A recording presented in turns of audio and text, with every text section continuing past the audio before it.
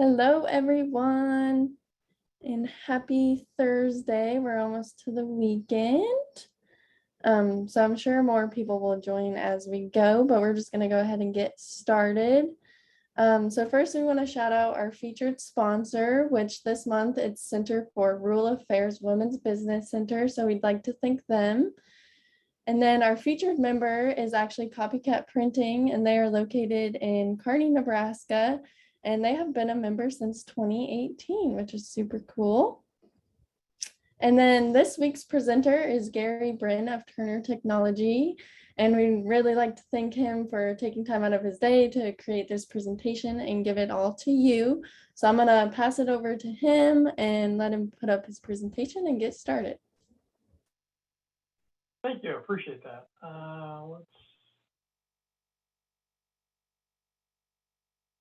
Alrighty, everybody should be able to see my presentation on screen now. I'll be watching for comments in case anyone has any questions. Comments, wanted to make sure I got that on screen.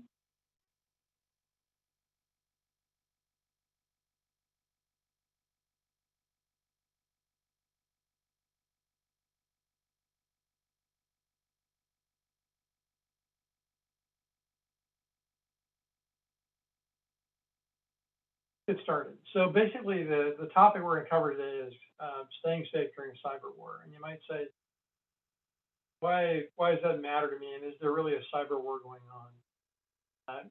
Basically, attacks and ransomware and hacking have gone up about 300% since the beginning of COVID. And actually, they've spiked again since the beginning of the Ukrainian war. So really, there's a cyber war going on all the time. There is an actual cyber war going on between nation states right now, but all of us are under attack, whether we realize it or not, on a regular basis. So what we're going to cover today are really four things. We're going to talk about why does being prepared for a cyber war matter to you? Talk about some general kinds of common attacks that occur. Very simple steps to put proper defenses in place. Really, these are good things, just even without even cybersecurity, to make sure that your network is solid and protected. And then what to do if you're actually hacked or attacked. So let's talk about some food for thought to start. Basically, this is a page from the FBI's cybersecurity division and shows statistics for just things that are reported to the FBI. This is not global numbers. This is not actual numbers of attacks. This is only the ones that are actually reported to the FBI. You can see that there are a number of attacks that are significantly up in 2020 and 2021 over previous years. But these numbers are dramatically understated because not everything gets reported to the FBI. And I'll talk about this later. If you are attacked and there's a significant issue, I believe it's ransomware, bring the FBI in, because there's not going to be accusations. You're not going to get in trouble. In fact, you're going to help the next person potentially be able to deal with ransomware if it occurs by bringing them into the loop. So some points of thought here. As I mentioned, cybercrime is up by 400% prior to the start of the Ukrainian war, and it's actually spiked since then. 54% of small businesses think they're too small for a cyber attack. You may be one of those people. But in reality, 42% of all small businesses in the United States experienced some kind of cyber attack in the last year, whether they were aware of it or not. It may have been a phishing attack, it may have been ransomware, it may have been a number of other kinds of attacks. But your business has been probably hit, whether you realize it or not, by an attempted attack, if not a real one. There's a very high probability. It's almost 50-50 among small businesses. And 47% of small businesses say they have no understanding how to protect themselves against cyber attacks. And that's what we really want to address today, is how do you be able to deal with those kinds of problems? So I'm going to talk about this is about as technical as I'm going to get. I'm going to talk about some main types of attack, so you at least have an idea of the kinds of attacks that are maybe coming your direction or are coming in the direction of those around you. First kind is a phishing attack. And a phishing attack is you get an email and it looks like it came from the IRS. It looks like it came from the owner of your business if you're not the owner. We've had several of these happen lately where someone's impersonating me to our business and asking for our people to do something. We're well trained. People don't do that. In fact, just to be a little bit evil, they ask for a phone number. We have them give the phone number of the local FBI office when they do that. But phishing attacks are one of the most common kinds of attacks. It looks like it's something that is official, coming from a source, your credit card company, IRS, someone in your company, and they're trying to get you to either provide them information or to click on a link that will then capture information or open a potential breach to your organization. Another type is data breaches. These are where data has been actually extracted from the business, and you have maybe lost any data, but your data has been exposed, is being shared out on the dark web, shared out on the internet.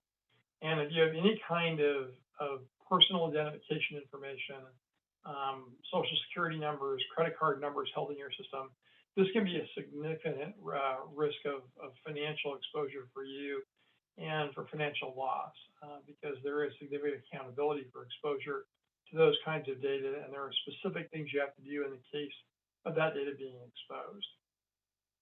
A malware attack is something where software has entered your network either through a phishing attack, where you clicked on something you shouldn't have, or you went to a bad website, and there's something now loose inside your network.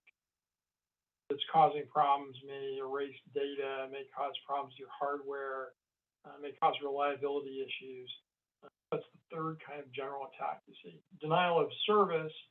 If you imagine that your connection to the internet is kind of like a hose.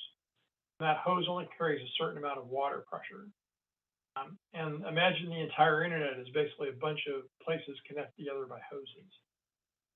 Basically, what a denial of service attack does is it will enlist numerous machines to simultaneously try and access or attack a particular website. And what happens is there's things called botnets, and they're actually available for rent for people that are hacking, where you can rent hundreds or thousands or hundreds of thousands or potentially millions of machines around the world and engage them in a denial of service attack where they're all simultaneously trying to go somewhere. And those attacks basically will shut off that site's ability to be able to operate. And there's a number of major places like Amazon who've been hit with denial of service attacks. Now, they put things in place to be able to defeat those attacks. But there are many places, many sites, even governmental locations and governments around the world that have been shut down by denial of service attacks. Ransomware attacks, basically a piece of software enters your network that may have been a malware, and then what it does is it encrypts the data on your system. And there are a number of businesses here in Nebraska. We have a client, for example, that this is about 4 years ago. They got simultaneously hit by 2 ransomwares that encrypted their system, and they have an on-staff IT person. We just help them out whenever they need help. And we'd help them set up their backup mechanism. And the backup was intentionally set up so the backup was isolated from the rest of the network. The only connection was the actual data being backed up. There was no other way to access the backup server. And we advised the internal person never to make any connections between the backup server and the rest of the network. Well, that person looked at the backup server and said, there's a bunch of extra space I could use, and created an ability to share files to that device. And that allowed one of the ransomwares to basically migrate over to the backup server and encrypt the backups. Now, this company was a construction company. And if you can imagine a construction company with billing and change orders and job information, and they have a lot of jobs going at a given time, it looked for a while like their nearest backup they could recover from was 2 years old. And if that had been their choice to recover, it might have put them out of business. In fact, for companies that have been attacked by ransomware that have lost data or have had a major outage event, fully 50% of those are not in business 6 months after the event occurs. Luckily, or awkwardly enough, they actually reached out to the ransomware people because they basically hold your system for ransom. They reached out to the ransomware vendor, and the ransomware vendor only wanted $2,000 and they actually gave them a key. And the reason I'm saying awkwardly, or the way that worked out, is that if you pay ransom on ransomware, generally you only get the key 25% of the time. So now you're out your data and you're out money. And there are companies that have literally paid hundreds of thousands of dollars to try and get access to their data, and the money got taken and they never got a key and they never got their data back. So that's a significant risk, and that's really another major thing we see a lot of. I know there's a hospital in Nebraska, actually two hospitals in Nebraska, one of which was down for a week because their systems got encrypted, and it took them a week to get back online. Now imagine a hospital with all the things that are in their computer systems for them being down for a week. Then there's a whole bunch of other kinds of attacks, but those top 5 are the most common ones. So what do we do to protect ourselves against all these things? Well, let's talk about that.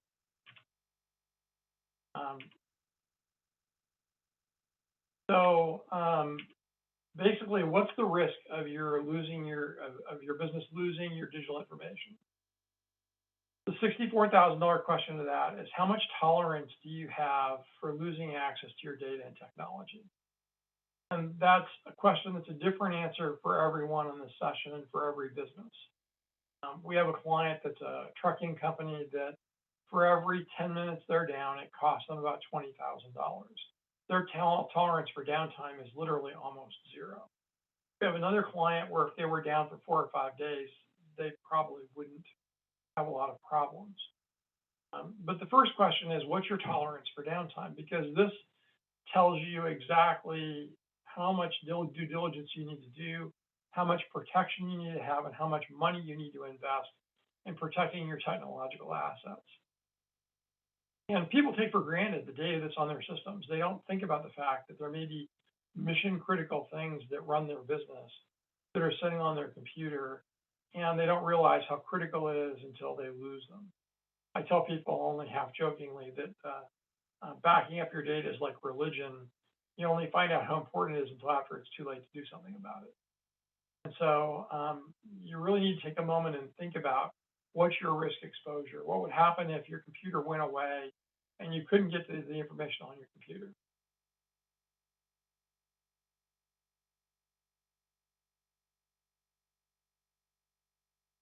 So let's talk about some simple protective steps. There are 7 things I want you to think about for this, and I want you to think about these from a business level perspective. Don't worry about being technical. That's not what I'm really addressing this at right now. It's really a business-based perspective on how you be able to deal with it. So these are the 7 things that I want to talk about and for you to focus on.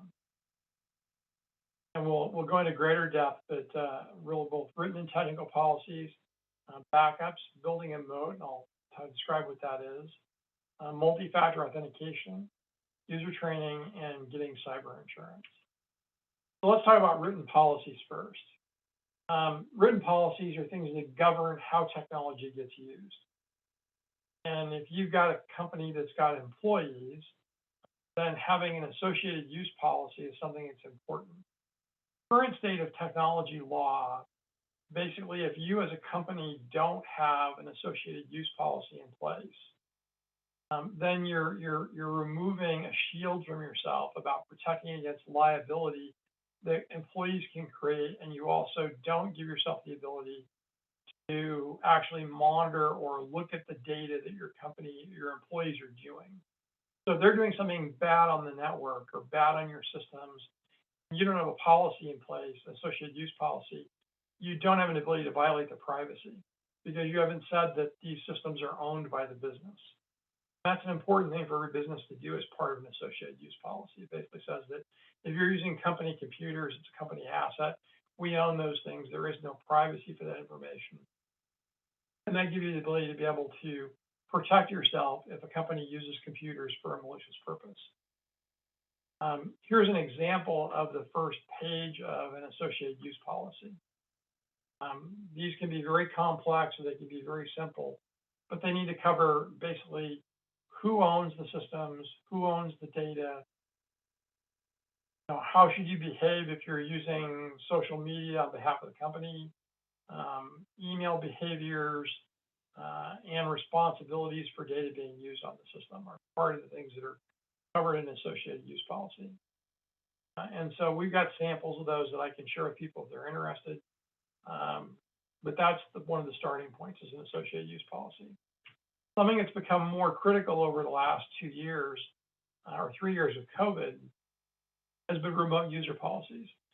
So if you have people that are working from home, how do you govern their use and access of computer systems and data that's owned by the company? And there's a couple things to think about from this perspective.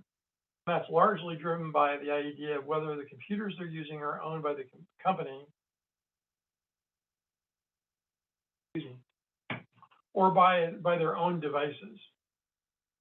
If they're company-owned devices, then there's not really any kind of issues there because you've got those computers under your control, probably covered by your own software and protection.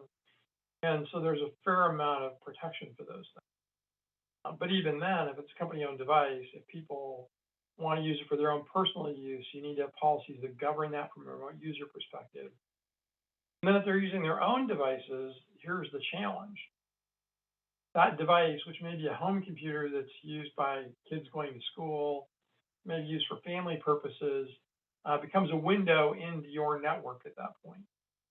And so the question is, does that create a potential source of vulnerability because one of their kids has gone out and got their computer infected with malware, which then propagates to your network when they connect from home to your office? So remote user policies become particularly critical when your employees are potentially bringing their own devices into the mix. That can include even things like cell phones and tablets. And companies take different kinds of approaches to this. The minimalist approach is to have policies in place that say, here's acceptable things you can do with your computer, and your computer must meet these standards. You must do these things, and then it's basically an honor system to do that. That works as long as everybody follows the honor system, or if they have enough knowledge to understand the things they need to be doing to protect their own computer, which is not something you can always count on. Second step, if your technology supports it, is if you're using something like a virtual private network connection, so they're connecting to the office through a VPN. Somebody associates policy not necessary if it's only you and your spouse.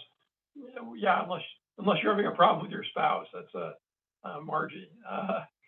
Yeah, generally if it's just you or another person and you're a spouse, then that's not an issue. And certainly, like if one of you is remote and connecting to your business, again, that's probably not an issue as well. It's more of an issue if you have employees working for you. But I would say even beyond a spouse, if it's a relative, other family member, better off not leaving it to chance and better off having at least a few policies in place to protect both them and you. So really the next step on bring your own device is if your technology supports it, that you can actually have your network actually when they attempt to connect, verify if it meets certain standards, and if not, then you deny the connection. That's something that technology can be set up to do if you have the right kind of equipment, or your vendor can help you with those things.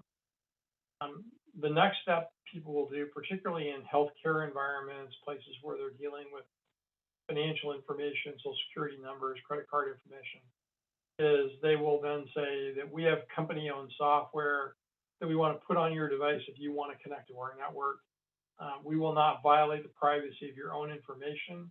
However, what we will do is we will have protection that will raise your level of protection on your machine and provide us the ability to make sure that it's sufficiently protected to be able to meet our requirements based on the regulations that cover the business that we do. And then, the last step is they may even deny the ability to bring your own. There's different ways to approach that, going from the extreme of letting people do things governed by a policy to things very locked down, or even denying the use of bringing a device. It must be a company.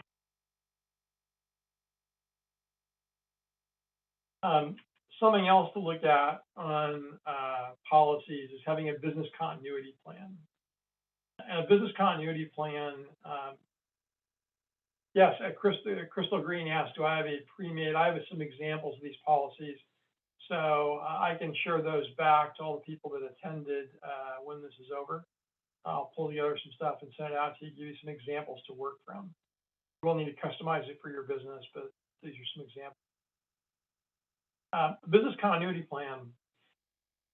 Basically, this governs what happens when your systems go away. Now, this could be a physical disaster, it could be a fire, could be some kind of other kind of natural disaster. It could be your hardware has failed, or it could be that you've been attacked and your system's been. The other thing that people don't do frequently enough is when they don't think about the value of their data on their computer systems, they also don't think about, what do I do to get back online again? So how do I get my business back operational? So I've had a tornado, I've had a fire, I've had my system infected by malware or ransomware, and I can't get my data. How do I get back online again? And so what a business continuity plan does is it actually addresses how you recover from a disaster. And one of the things that happens these days in particular, if you're trying to apply for cyber insurance, and actually there's other kinds of insurance as well that will look at this, having a business continuity plan in place will let you get lower premiums, because it shows that you've done the due diligence to put yourself in a place that you know how to recover from a problem if one occurs. So this is a sample of what a business continuity plan does, and it's a cycle from prevention to preparedness to response when a problem occurs, and then recovery from the problem. And then you basically go back, review that problem, refine your plan, go into prevention, preparedness, response, and recovery again. And I've got some sample business continuity plans that I can share with people as well.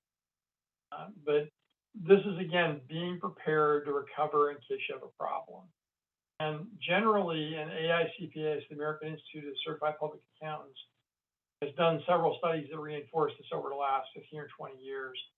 For businesses that experience a significant disaster of some kind, fire, some kind of financial attack, natural disaster of some other kind, 50% of those small businesses are out of business 6 months after the event, because they didn't have a plan. They didn't know how to recover. And that's usually the businesses that are gone are ones that have not had a sense of preparation or some general idea of what to do if a disaster occurs.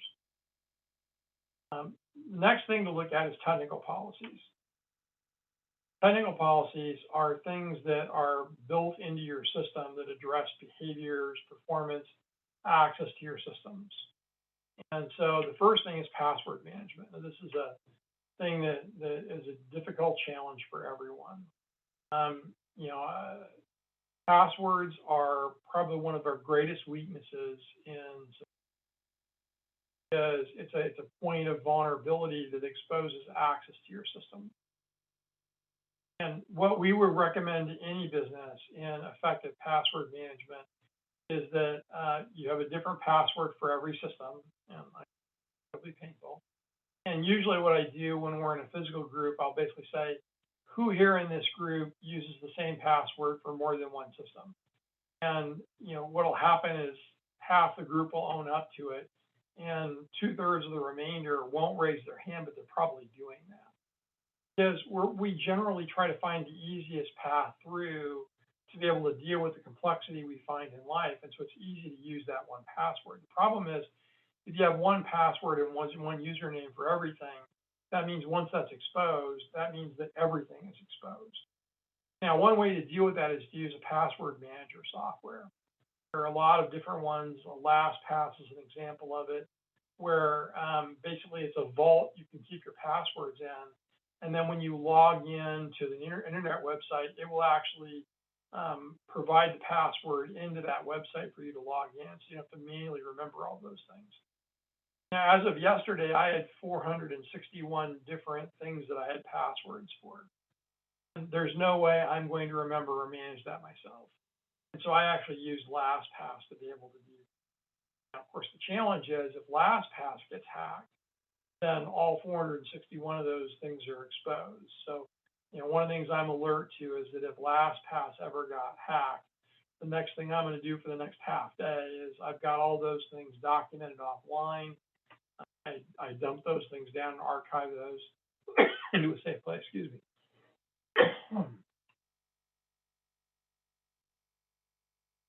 I archive those onto a safe place, and then I would recover from that password software coming down by changing all the passwords manually.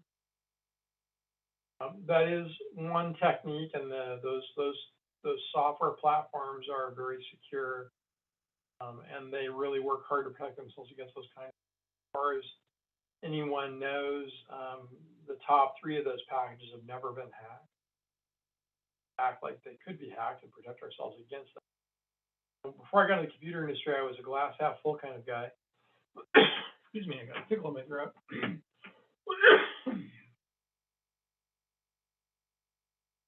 I was a glass half full kind of guy. And for being in the computer industry for 30 years, now I'm not even sure there's a glass on the table anymore.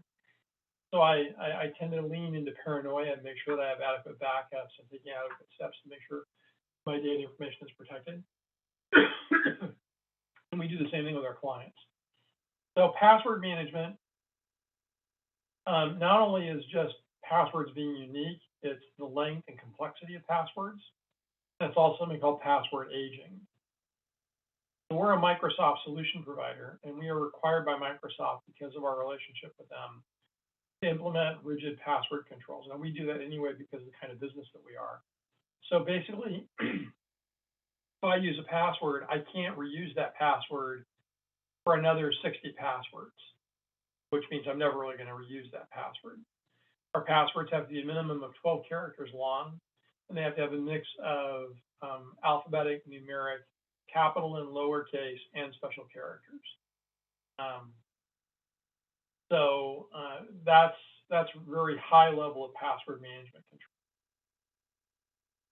Because of the risk that exists on the internet today, if you're doing anything out on the internet, you've got an Amazon account, you do online banking, your business does banking online, I would strongly advise unique passwords for all of those things.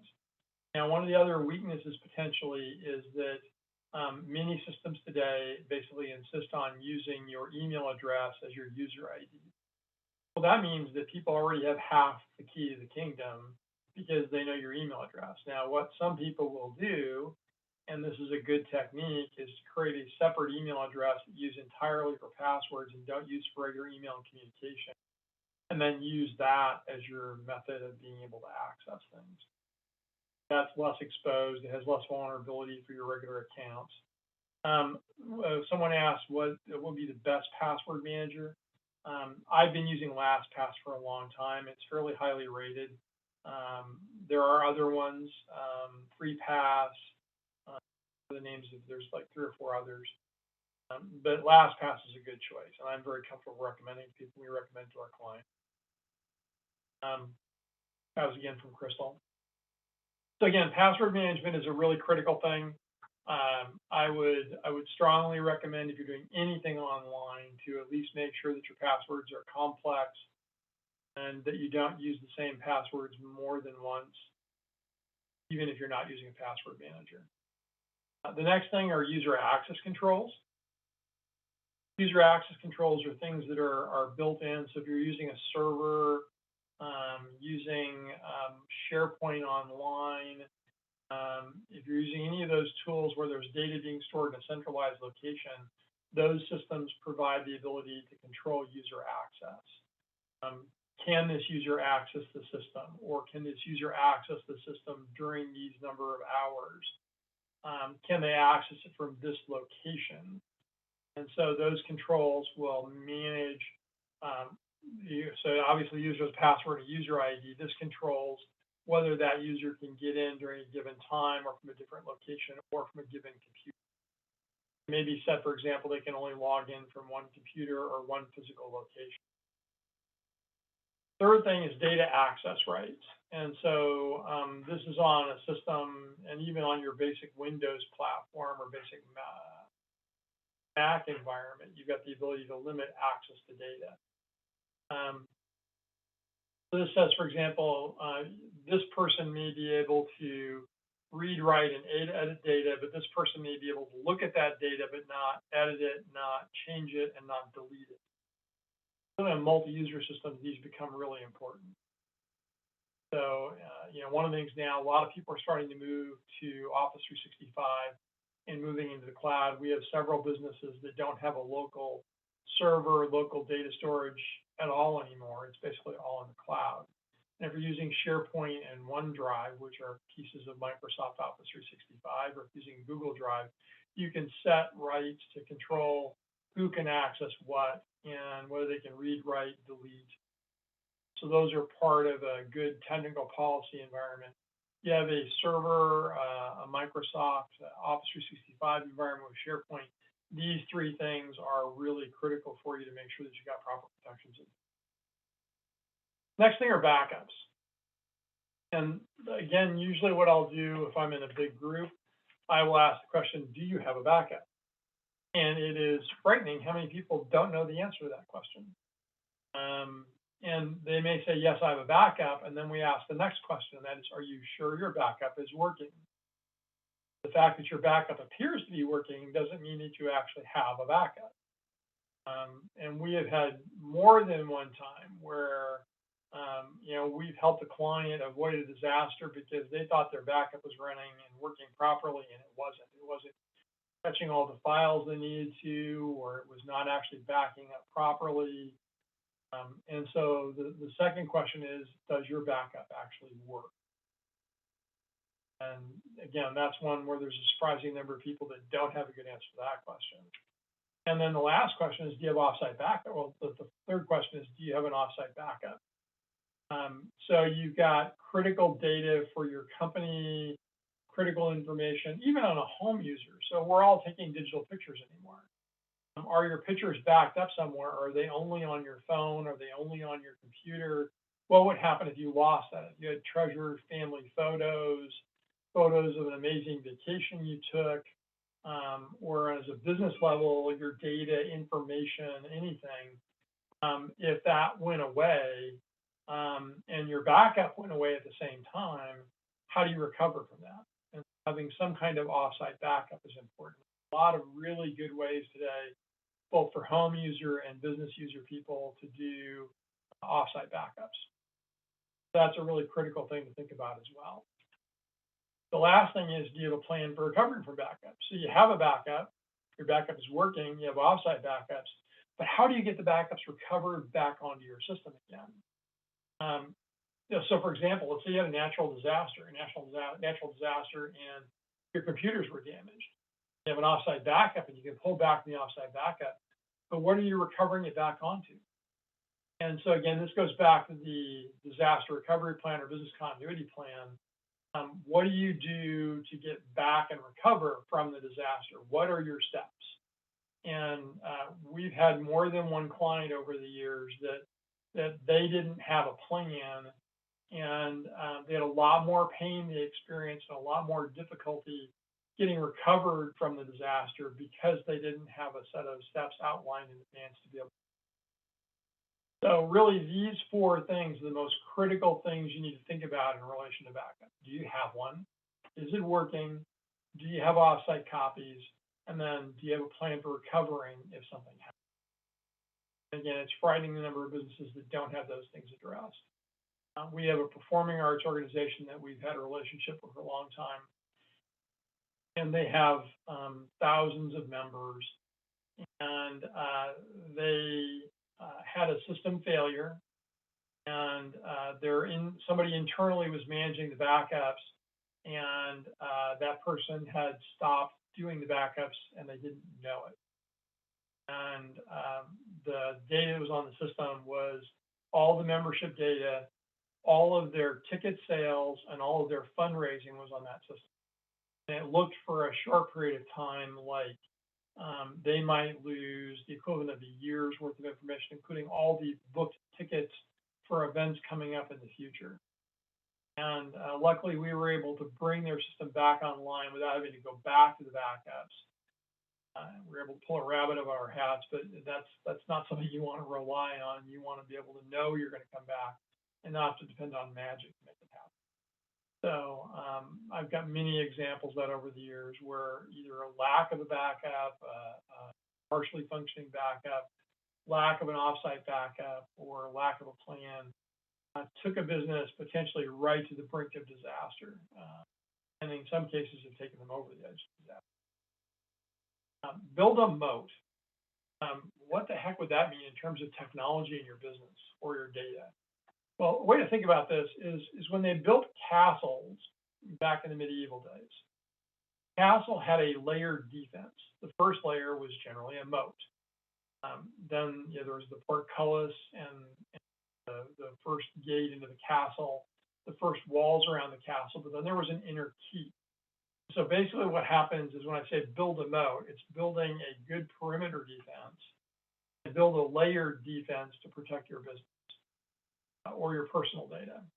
And so really there's a couple things that comprise a good perimeter defense.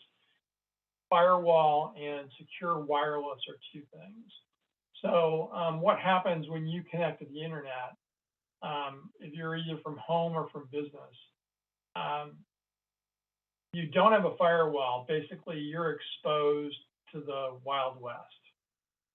So for example, if you go to a hotel and you use hotel wireless, you basically, unless you've got specific protection in place on your computer, or you're using office equipment that's protected by your company's data, you are basically completely exposed on that computer when you're on a hotel network, because there's actually no defense at all. It's just a wide open thing, and it's a place to be potentially hacked. And so having a firewall to protect you, basically it's a barrier between your internal network and your external network. So if you go to a cable provider, they provide you basically, even a home user, they provide you at least a little basic level of protection. Not a lot, but it's a basic level of protection. But a good firewall, particularly for a business, is a really critical thing to protect your. More critical your data needs, if you have any kind of security exposure because of personal healthcare information or credit card information, a firewall is absolutely essential. And a business grade firewall is absolutely essential at that point.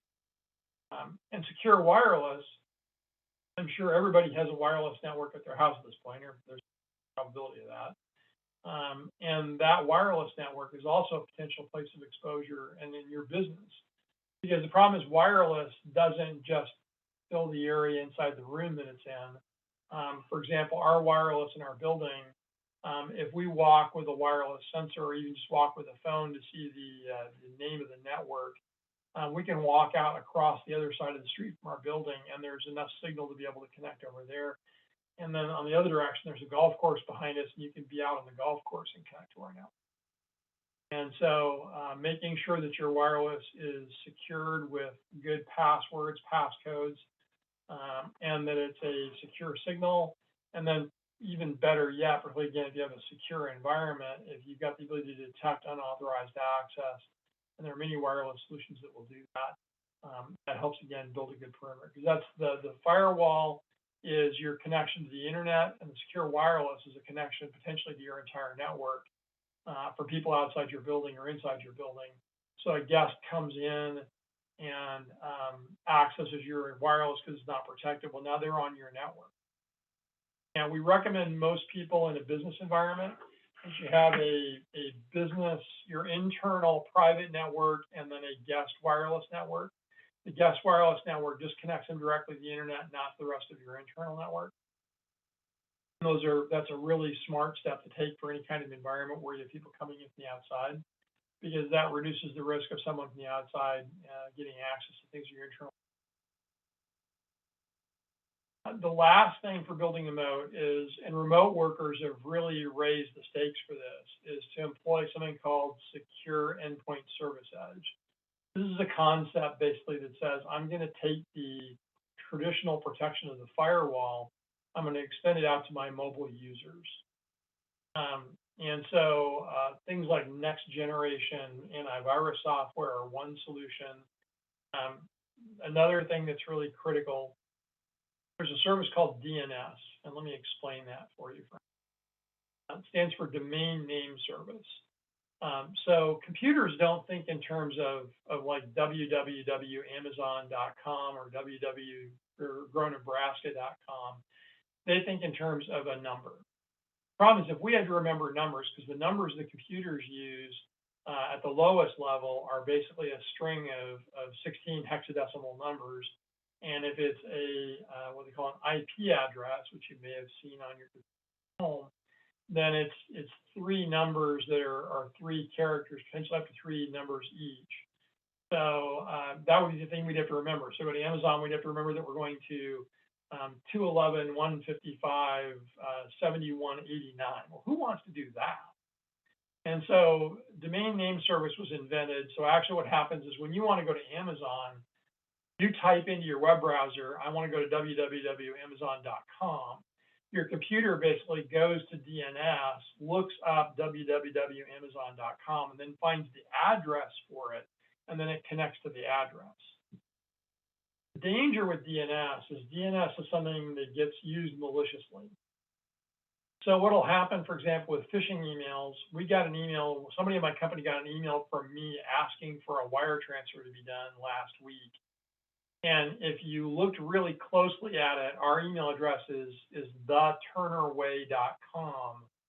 Way was spelled with two V's instead of a W. And if you didn't look close, it looked like it was the Turner Way. Now, luckily, again, our people are trained and they caught it and didn't attempt to do anything with that. But that's an example of how people would use DNS. They create another website or another location that Turner Way could go to. And then, for example, on those things like where it's a phishing email, they'll build a website that looks just like something from the IRS or from your bank or something else. But it actually won't have the correct domain address that goes along with it, and the domain name will be slightly off. And so those domain name attacks can be a serious issue. So there is software. So for example, like Cisco Umbrella is one example. There's alternatives from Barracuda, other vendors, where actually that software protects against malformed DNS use, and it filters illicit websites, and that in essence extends the protection of a traditional firewall out to mobile users by having that software installed. There's a number of technologies that are available now that basically can allow a mobile user to have close to, if not the same level of protection as if they were sitting behind a firewall inside their business. That's something for remote users to really think about. For a company to think about it, they have a lot of remote users. The next thing is multi-factor authentication, and you may already be using this. Your bank, for example, may require you to send a text message to your phone to get a code to put in. You may have that with Amazon. So for example, I have multi-factor turn on with Amazon. Microsoft Office 365 can also do that. If you apply for cyber insurance, the very first question they will ask you is, are you using MFA? That's what multi-factor authentication, MFA. Are you using MFA? If the answer is no, your premium is probably going to go up 200 or 300%, because multi-factor authentication is the best line of defense from your passwords being hacked or your username being hacked.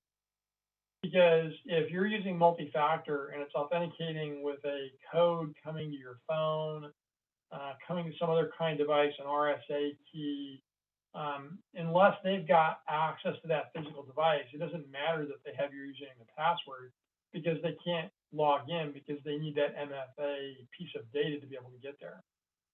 Let me back up here, data leave a little bit. Facebook. Let me go back and address, Margie, your question here in a few minutes. That's a good one to address. Let me just get through this point here.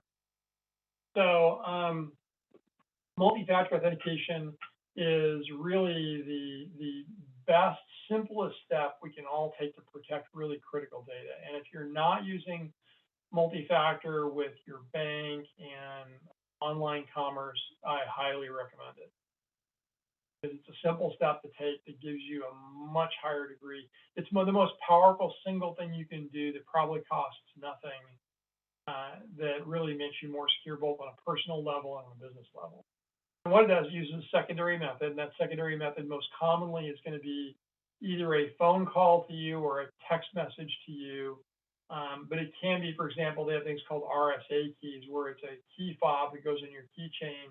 It generates a random number, and that random number gets put into your login as your MFA.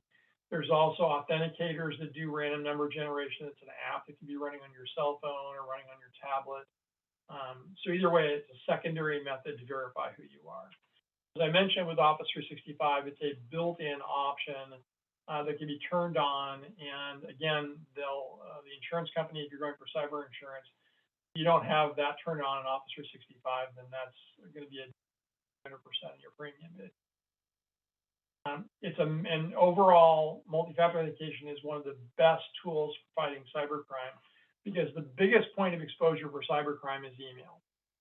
And so, excuse me, if you have MFA turned on, as I mentioned earlier, if they have your username and password, it makes no difference at that point, because they have no ability to get in without your secondary method of authentication. So it's a really simple, powerful tool, and I highly advise using it. Now, Margie had a question, had to leave a bit. Is there anything you should do if on Facebook you get all these messages from friends who says, "How are you today?" Okay, so wait a minute. I may have to ask a question here. So you say, is this somebody who you're already friends with and they're asking you that question? Or is it somebody you don't know that's trying to friend you that says, "How are you today?" Because both of those things will happen. And so there's a couple possibilities here. You get a friend request from somebody you're already friends. Okay, already friends. Okay, that could be a couple of things. Are they normally that social, or is this just something coming out of the blue and it's not really them?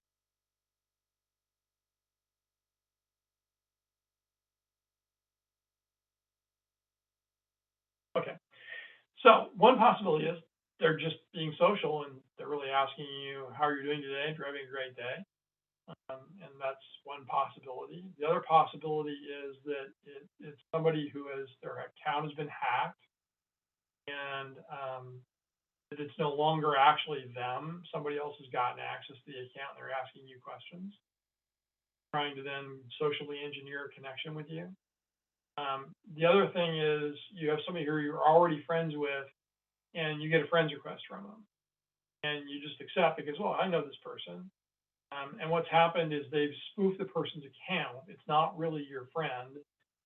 You can actually have multiple accounts with the same name on them. And so they're actually pretending to be your friend. And what they're trying to do is they're trying to get you to friend them, because most people don't have adequate security on their Facebook account. So what I recommend very highly on Facebook is make sure, for example, that your posting is all locked down so it's not public. And that you've got security controls in place on your Facebook environment, because that can be a tremendous exposure of personal information to other people that you don't want to have that information. And so it could be somebody who's trying to friend you to see if they can get access to your data, and then the data of your friends and their friends and their friends. The thing with cybercrime is, in the old days, if you wanted to scam somebody with physical mail with postage, that's expensive, because you're going to spend 50 cents, $1 for every person you're going to send a message to or a mail to. And so you've got to have a really high reward for the crime that you're going to do, or you've got to have a really high probability lots of people are going to respond. With cybercrime, it's easy to reach out to hundreds or thousands or millions of people very cheaply and very easily. And so, for example, if your Facebook is not locked down, then let's say yours is, but 3 of your friends aren't.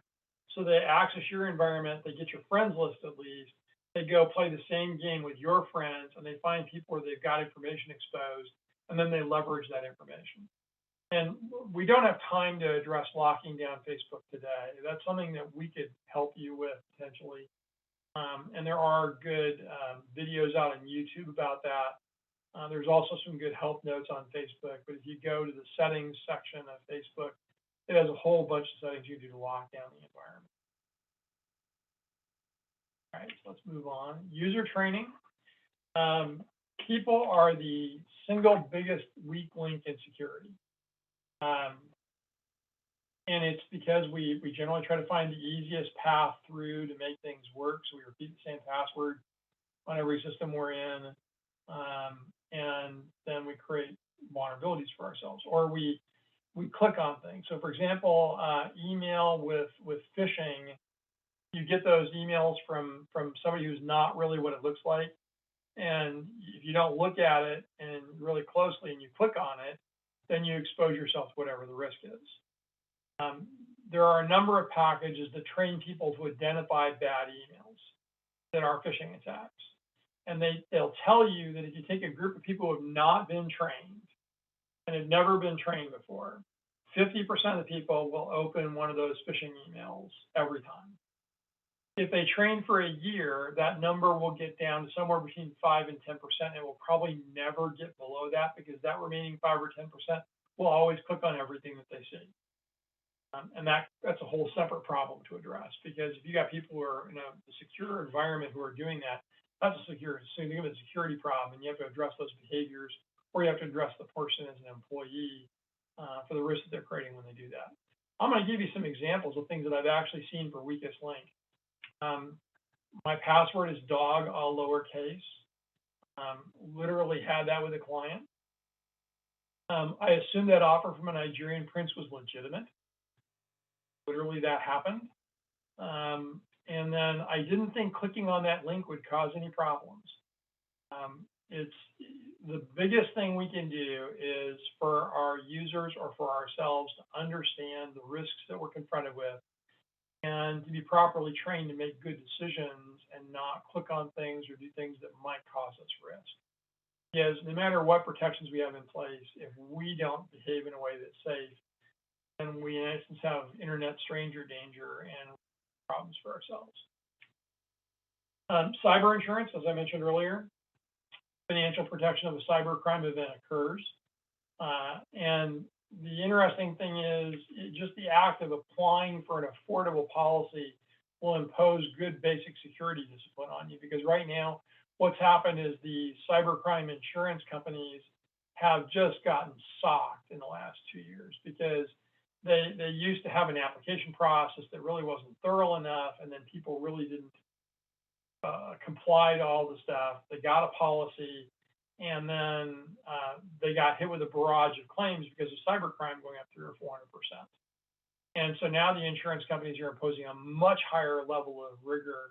The apps that I've seen lately have gone from 1 or 2 pages of technical things to 3 or 4 that actually require documentation and due diligence to be done to be able to get an affordable policy. And I know a company here in Omaha, where I am, that if they hadn't taken steps, their cyber insurance policy would have gone from $10,000 to $80,000 as an annual premium. So they are really putting some rigor into this right now because of what they've seen in the last couple of years. Next thing is, I've been hacked. What do I do? Well, the first and most important thing I say is don't panic unless you don't have a plan. And then you have a brief moment where you're allowed to run around with your hair on fire screaming. Because if you don't have a plan, again, you're back in that business continuity situation. You don't know what your next step is. And you may be at a point where your data has been encrypted, everything that runs your business is not accessible. There may be a wide variety of things you'd be confronted with in this moment in time. And if you don't have a plan, then it's going to be a lot more difficult. So really, there's some simple steps. The first thing is to identify the scope and nature of the event. Is it something that's simple? Is it really a non-issue? Did a couple of bits of data get encrypted and you stopped the problem, or your antivirus software stopped it eventually, and you can recover from data and you're back online? Or is the scope of the event so significant that you need to get external engagement? That external engagement could include your IT provider. It could include law enforcement. If you've got cyber insurance, the first thing you're going to do if there's any significant exposure is call them, because they'll bring a risk mitigation team in to help you be able to deal with the problem. And the FBI will tell you, call us if you've had ransomware or a hacking event. because the only way they can help the next person in line is to catch this person right now. And to get those patterns of behavior, identify those things, they may be able to help you solve the problem. If not, you will help the next person not get. And there is no risk or exposure, if you call the FBI and report an incident. So their primary sources, when you look at them and your insurance company, you've got cyber insurance, along with your IT vendor, to be able to get external engagement to help. The next step then is containment and remediation, no matter what the size of the event is containing the problem and then remediating or getting rid of it. So if you had data that was encrypted, recovering from backup, if you found a security problem as part of that, plugging that hole and then back into operation again. So it's basically, let's contain the problem and then let's fix it. The last step then is a post-incident review. So basically after something has happened, let's say you have a business continuity plan. Let's say you have cyber insurance. So what you're going to do at the event when it's done is then say, okay, what did we learn from this? And do we need to make changes to our continuity plan?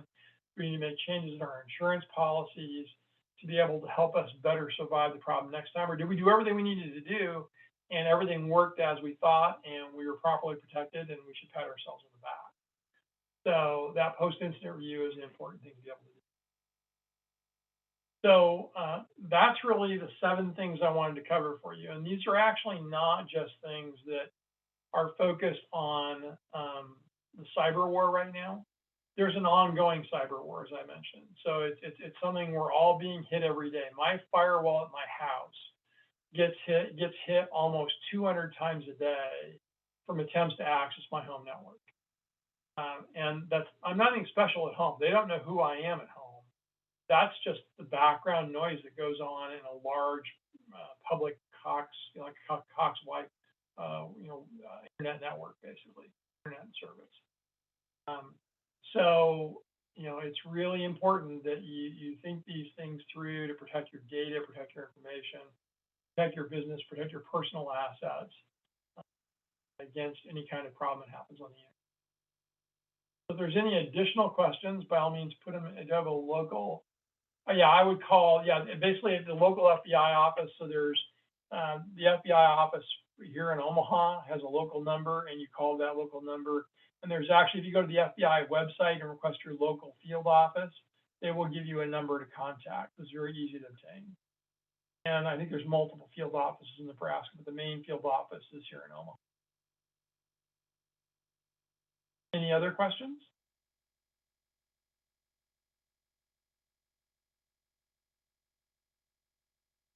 Well, I'm going to put my contact information in the chat.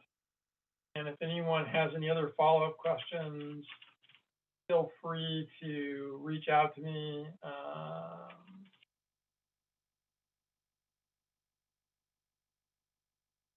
Spell my own business name properly would be good. .com. And just reach out to me and I will be happy to answer your questions. With that being said, I think that wraps things up. All right. Well, thank you, Gary. I'm going to go ahead and share my screen now. Oh, I'll have to click for that. Oh, sorry, everyone. Bear with me. Okay. So first off, thank you to Gary for presenting today. I know I learned a lot, and I'm sure all you others did as well. And also thank you to everyone that took time out of their day to join this training.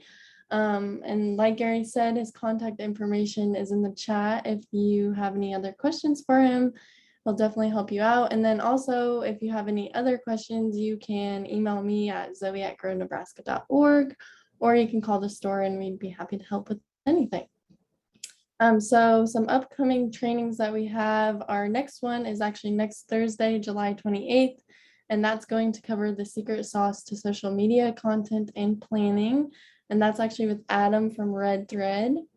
And then the next one will be in August, on August 18th, and this one's going to be about delegate to accelerate, how to do less and achieve more with purpose.